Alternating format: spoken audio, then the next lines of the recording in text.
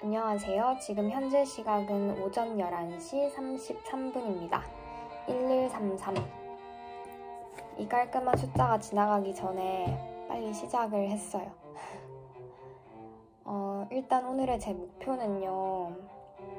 또다시 점심 먹기 전에 2시간 바짝 뭐라도 하자. 정말 근데 제가 대단한 사람이 전혀 아니고요.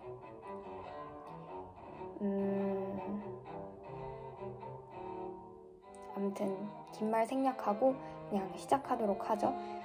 1133부터 시작해서 1시 33분까지는 뭐라도 생산적인 거를 하자 라는 게 오늘의 소소한 바람입니다. 그럼 시작하도록 할게요. 항상 이 책을 읽는 게 그래도 좀 생산적인 일을 하는 데 있어서 그 첫 단계에 하면은 좋더라고요. 뭔가 가동시키기 전 단계?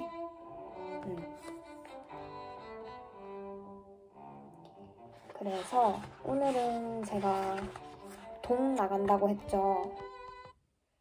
동 나가볼게요. 집중해야 되니까 노래는 잠깐 껐어요.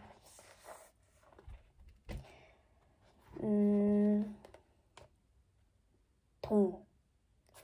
갑자기 웬 동이냐 싶을 수 있어요. 제가 지금 그렇게 생각하고 있거든요. 자, 리마인드를 해봅시다. 어제 금속 문화재 구성 재질 중 철, 아연을 했고요. 오늘은 동을 나가는 날이네요. 이렇게. 동. 아, 동이 CU구나. CU는 구리인데? 동은 원자번호 29, 용점 1083도, 비점 2630도, 비중 D20은 8.93이다. 전성, 연성이 풍부한 금속으로 건조한 공기 중에서는 상온에서 안정하고 이산화탄소, 이산화황, 염분을 함유한 습한 공기 중에서는 각종의 염기성염을 만들어 녹색의 녹청으로 표면이 덮인다. 그러면 건조한 곳은 상당히 안정한 편인데 좀 습한 곳에서는 녹이 스나 봐요. 그쵸? 염산, 묽은 황산, 그 밖에 비산화성의 산으로도 공기 중의 산소작용에 의해 서서히 녹으며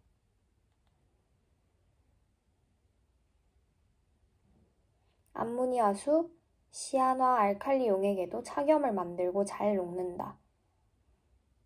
또 산에 녹는 성질이 있나 보네요. 그쵸? 일반적으로 유물에 ASSB, AG, BI, FE 등 불순물을 함유하고 있다. 청동은 구리와 주석의 합금으로 구리합금 코퍼 엘로이라고도 한다. 자연산 구리는 특유의 적색 금속으로 비중 8.945, 용점 1083도, 비점 2567도로 전성, 연성이 풍부하다. 일반적으로 주석은 약 2에서 35%의 넓은 범위로 사용되고 있으나 10% 이상에서는 편석되어 부서지는 상이 나타나기 쉽다. 주석이 2에서 10%의 것은 당금이라 부르고 10% 전후의 합금은 포금이라고 한다. 주석을 10% 이상 첨가하면 무르게 되지만 15에서 20% 정도 첨가하면 음향이 좋기 때문에 사원에서 종을 주조할 때 이용되었다. 주석 30%의 것은 경질, 금속을 얻을 수 있기 때문에 거울을 제작할 때 이용하였다. 청동에 납을 첨가하면 주조성을 높일 수 있다. 그러면 우리가 여기서 특징을 좀 뽑아보자면 일단 특징에 줄을 치고 그 다음으로 넘어갈게요.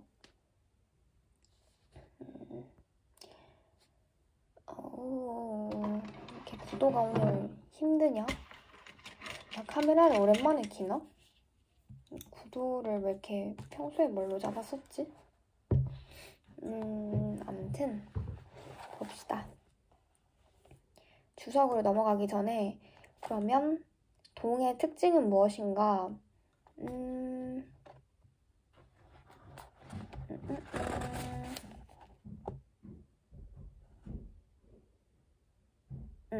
동은요, 습한 공기 중에서는 녹이 생긴다는 거.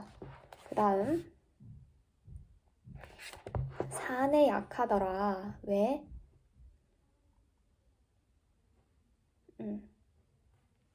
산 밑줄 치고 녹는다. 밑줄 치고. 그 다음에 청동.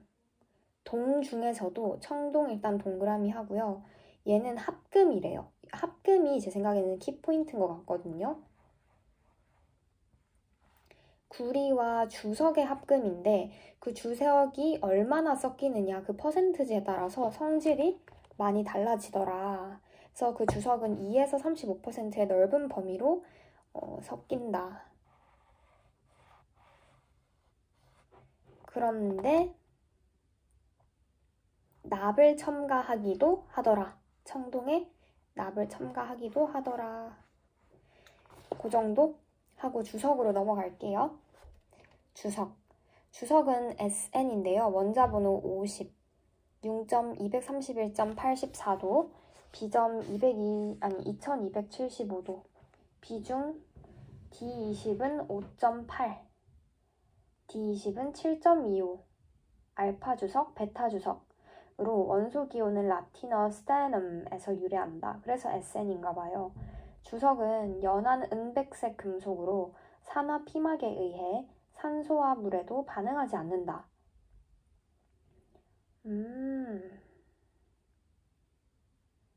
동이랑 다르네요. 동은 산소 작용에 의해서 녹는 성질이 있었는데 주석은 특이한 게 산소랑 물에도 반응하지 않아요. 그러면 습하든 말든 상관이 없겠다. 그쵸?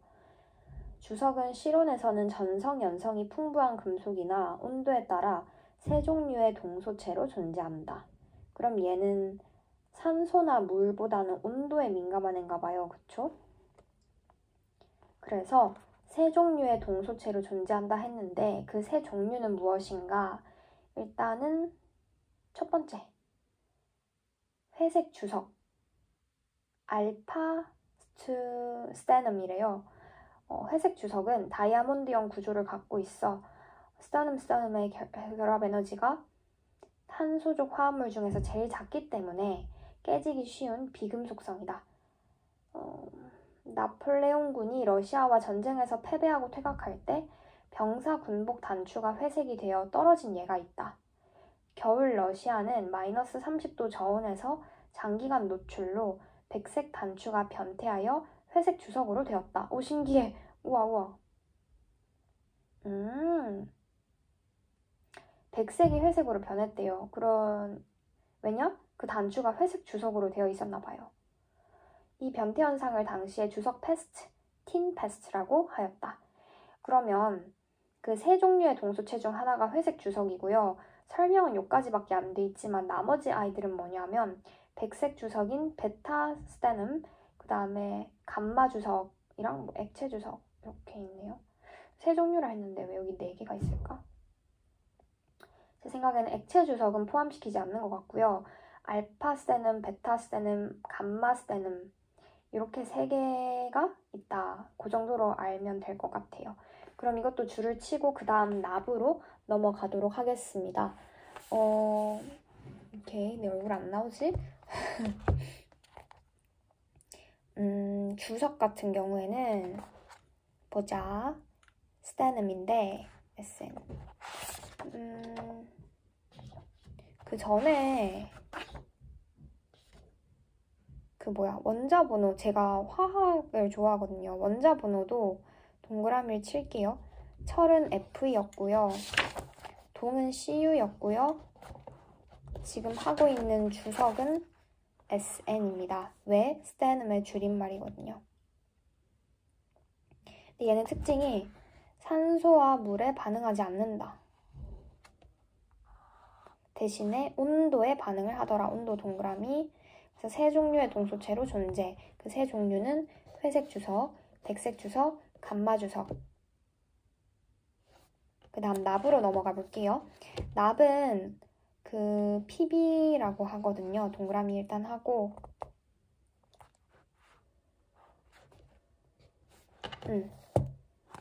납은 원자번호 82, 청백색을 띠는 연하고 무거운 금속이다.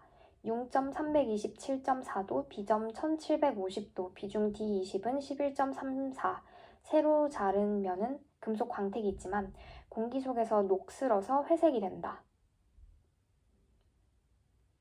이 녹은 내부까진 미치지 않는다.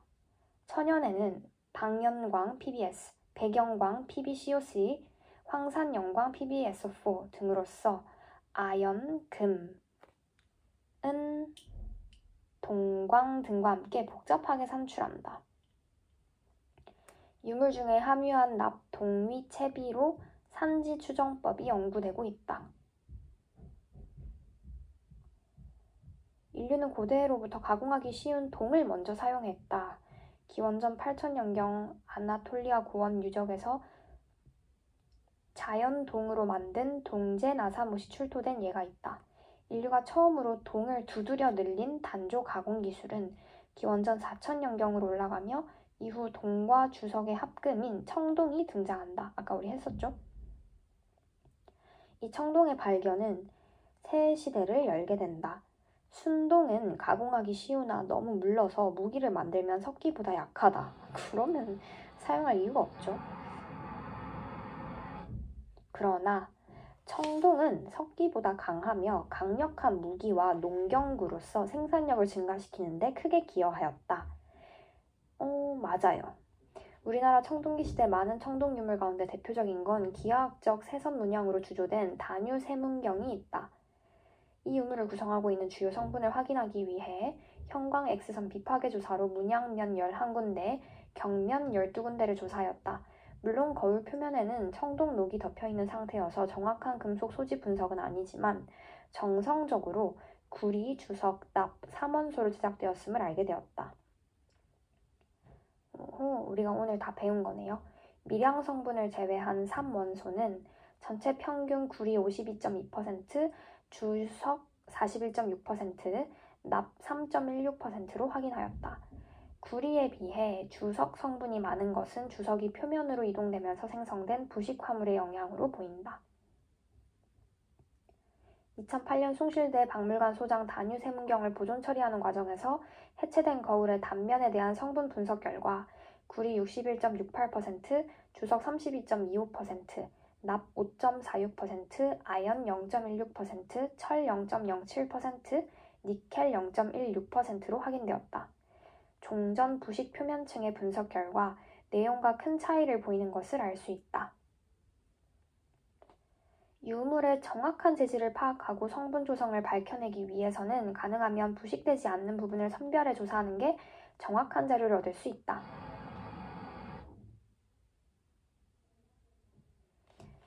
일본에서 한자가 나와버렸네요. 읽을 수 있는 것만 읽어보겠습니다. 방, 땡, 삼색, 땡, 신, 땡땡. 죄송합니다. 암튼 일본에서 이것에 대해 바탕금속과 녹을 조사하였다. 측정은 20군데 조사하여 전체 평균 바탕금속 배합 비율은 구리 79.3%, 주석 10.7%, 납 7.0%고 표면 녹은 구리 25.2%, 주석 23.6%, 납 4.5%로 확인되었다. 바탕금속이랑 녹을 따로 조사했구나. 일본에서. 중국 동경은 천년간 거의 여기 오타 있는데요? 천년간 거의 변하지 않고 동일한 금속 원소로 배합하여 거울을 제작한 것이 특징이다. 여기 오타 있네? 암튼 주요 성분은 구리 약 69%, 주석 약 24%, 납 약 6%로 나타났으며 이것은 일본과 중국 화학자들의 조사로 확인되었다. 중국은 은시대 이미 청동 무기 그릇이 주조되었다. 17에서 11세기, BC 17에서 11세기. 중국 진 시대의 여시춘추에는 어떤 내용이 기술되어 있는데요. 여기서 금은 현재의 동으로 무른 동과 무른 주석을 혼합하면 경한 금속이 된다는 걸 그 당시에도 벌써 알고 있었다.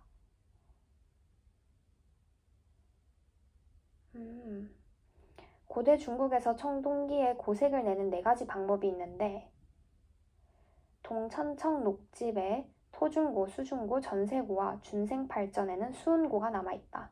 그게 이제 4가지 방법인가 봐요. 토중고, 수중고, 전세고, 수은고. 토중고는 흙에서 1000년이 되면 순청취 빛과 같고 수중고는 물에서 1000년이 되면 순녹빛의 광택이 나는 옥과 같고 전세고는 전혀 흙과 물속에 넣지 않고 인간에 의해 전해온 것으로 색은 자갈색이다. 그래서 여기 새가 한자가 속새새자네요. 그리고 수은고는 무덤층과 가까이 한 것은 수은색이 난다. 수은색은 크게 2종류가 있는데 은색과 연색이 있다. 연색은 흙 속에 오래 있어도 순흑색으로 변하지 않으나 이름을 흑칠품이라 한다는 기록이 있다. 고대 중국은 여러 환경에서 각각 다른 녹이 만들어지는 방법을 알고 있었다는 것이 매우 흥미롭다. 이거 과연 흥미롭네요. 신기하다.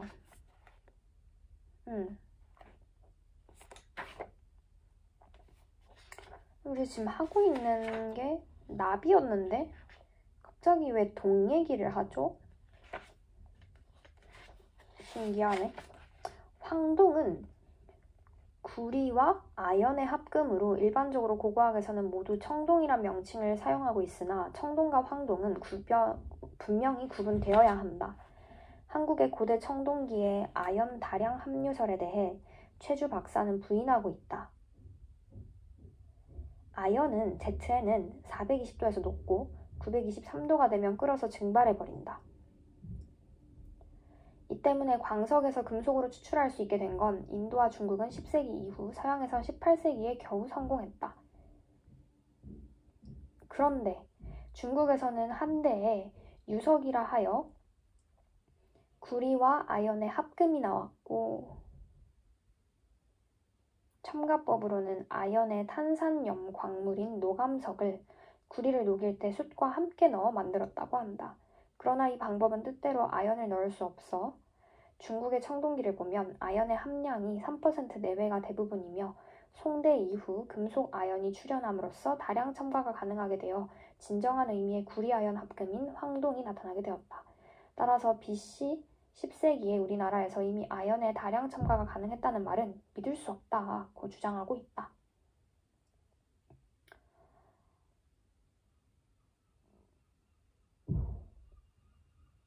그리고 아연의 함유량이 1% 미만인 경우는 아연이 구리광석에 흔히 들어있기 때문에 우연적으로 들어간 것이지 의도적이 아니라는 의견을 내고 있다. 약간 이게 controversial 하네요. 그쵸? 우리나라 쪽에서는 우리는 BC 10세기부터 벌써 우리는 할 수 있었는데 아연 다량 첨가했는데 이제 중국은 그거를 인정하지 않다는 어떤 그런 재미난 일화가 들어있네요. 황동에 관한 어떤 황동이랑 청동이랑 명확히 구분을 해야 한다 하셨는데 어떻게 다른지 아직 감이 잘 안 오는데 분석을 해보도록 하죠.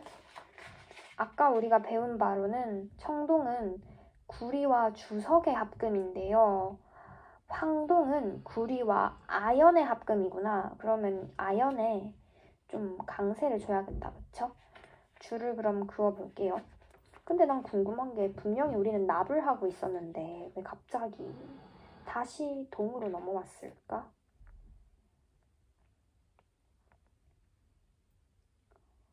아무튼 중요한 거를 줄 쳐보도록 하죠.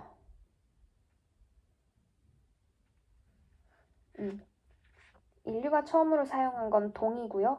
그 다음에 합금을 주조할 수 있게 되면서 청동이 등장하게 됩니다. 그러면서 무기가 만들어지고 농기구가 만들어지면서 농업 생산력과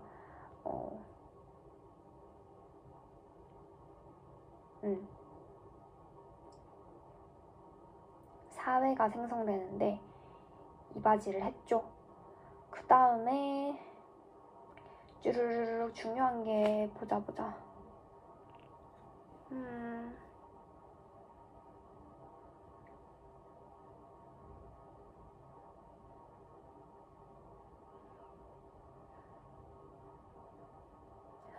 이거 한번 줄치고 갈게요. 얼굴 안 나오죠? 오케이.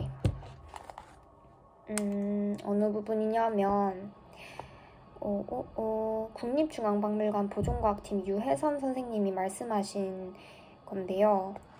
여기 유물의 정확한 재질을 파악하고 성분 조성을 밝혀내기 위해서 어떻게 가능하면 밑줄 강세주고 부식되지 않는 부분을 선별 조사하는 게 정확한 자료를 얻을 수 있다. 밑줄 칠게요. 그 다음에는 주르륵 중요한 게 특이한 게 있었어요. 이건 전 줄치고 가고 싶어요. 고대 중국은요.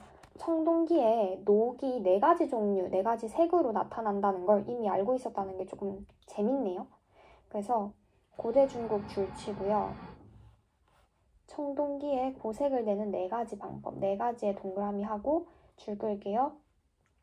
토중고, 수중고, 전세고, 수운고. 이거 좀 재밌었거든요. 그 다음에 재밌는 건 황동 동그라미 칠게요. 황동 동그라미 치고 얘 합금인데요. 동그라미 치고 얘는 구리와 아연의 합금이다. 그래서 밑에도 밑줄 칠게요. 청동과 황동은 명확히 구분되어야 한다. 근데 그러면은 어떻게 구분을 하는가? 적을게요. 이거는 내 볼펜이 어디 갔지? 항상 있는 곳에 볼펜을 내가 안 넣고 다른 데 넣었구나. 포인트는 이거를 한 페이지에 이렇게 조성을 하셨으면 훨씬 더 가시적이었을 텐데 아쉽네요. 아무튼 내가 그럼 적으면 되지. 황동 바로 위에다가 청동이 뭔지를 적을게요. 청동 땡땡 구리와 청동은 구리랑 납이었어요. 근데 맞는지 한 번 더 확인해 볼게요. 아니네, 죄송합니다. 구리와 주석의 합금이었어요. 구리와 주석의 합금. 그래서 다른 점은 바로 주석이냐 아연이냐 그 차이네요. 그래서 주석 아연에 동그라미 해줬고요. 그 다음에 근데 아연이라는 애가 워낙에 녹고 증발해버리고 막 이래가지고 주조를 하는 데 있어서 합금으로 이렇게 첨가하기가 되게 어려운 물질인가 봐요. 그래서 서양은 18세기가 되어서 겨우 성공했고 중국도 10세기 이후에 성공을 했는데 우리나라는 BC 10세기에 이미 했다라는 게 조금 특이하네요. 근데 이거는 아직 팩트인지 아니면은 이게 뭔지 정확하게는 안 나온 것 같아요. 아무튼